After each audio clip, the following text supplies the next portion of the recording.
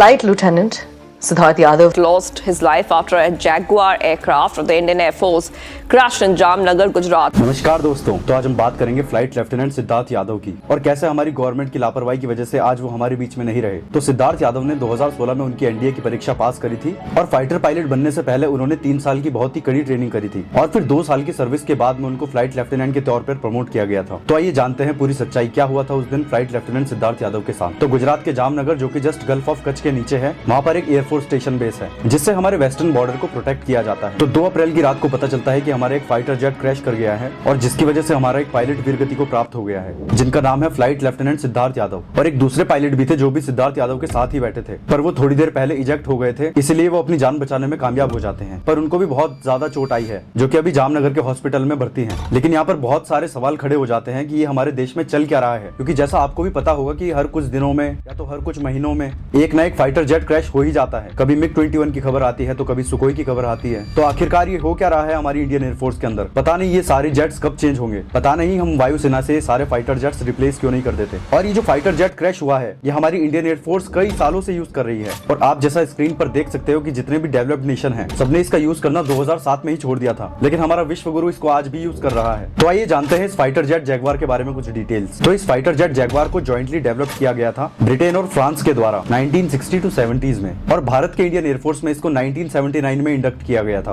और ये premiere ground attack aircraft है और मेनली ये लो लेवल स्ट्राइक मिशन के लिए जाना जाता है और ये न्यूक्लियर डिलीवरी की कैपेबिलिटी भी रखता है। लेकिन प्रॉब्लम यहाँ आ जाती है कि हम इसका कितने सालों से उपयोग कर रहे हैं। आप खुद ही देख लीजिए, 1979 से आज 2025 आ चुके हैं, टोटल 40 साल होने को आए हैं और हम अभी तक इस फाइटर जेट को रिप्लेस नहीं कर पाए। और that is one of the biggest reason कि ये एयरक्राफ्ट क्रैश हो जाते हैं। प्रोटोकॉल के हिसाब से जब भी कोई टेक्निकल मैन फंक्शन होता है तो उस समय पर दोनों पायलट्स को मिड एयर में ही एक दूसरे को इजेक्ट कर लेना है। तो इस केस में भी ऐसा ही हुआ था, लेकिन हमारे जो फ्लाइट लेफ्टिनेंट सिद्धार्थ यादव थे, उन्होंने देखा कि ये जो फाइटर जेट क्रैश होने वाला है एक पॉपुलेटेड एरिया में होने वाला है, तो उन्होंने सोचा इस फ्लाइट को थोड़ी आगे जाकर क्रैश करा दूं। और जब वो अपने फाइटर जेट को थोड़ी आगे जाकर क्रैश कराने के लिए ले गए तो उस बीच उनके पास इतना भी समय नहीं बचा कि वो खुद को इजेक्ट करा सके। और उसके बाद जैसे कि आप देख ही सकते हो कि कैसे वो वीर गति को प्राप्त हो गए। और जो हमारे दूसरे पायलट थे वो भी बिल्कुल सेफ हैं, उनका जामनगर के एक हॉस्पिटल में इलाज चल रहा है। तो आप देख सकते हैं कि हमारे जेट की कितनी बुरी हालत हो गई और इसको लेकर अब एक कोर्ट ऑफ इंक्वायरी बिठाई गई है, जिसको लीड करेंगे एक कर्नल रैंक ऑफिसर। और इस इंक्वायरी के अंदर कुछ चीजों पर फोकस किया जाता है, जैसे कि black box, maintenance history,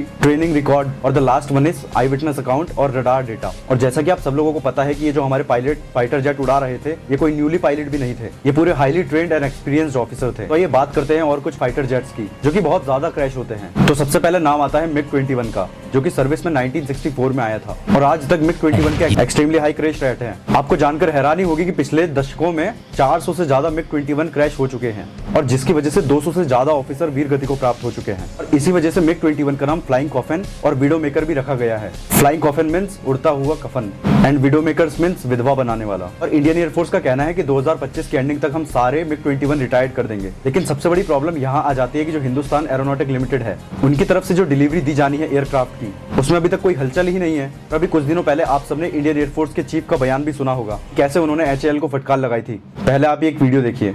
First aircraft flew in 2001, 17 years. Then the induction started another 15 years later, 2016. Today we are in 2024.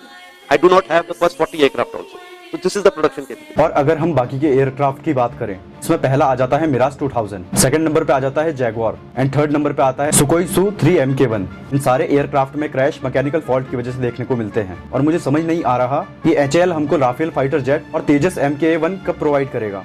मेरी जाते जाते इंडियन एयरफोर्स से यही अपील है कि जितना जल्दी हो सके ये सारे फाइटर जेट्स को रिप्लेस कर दें।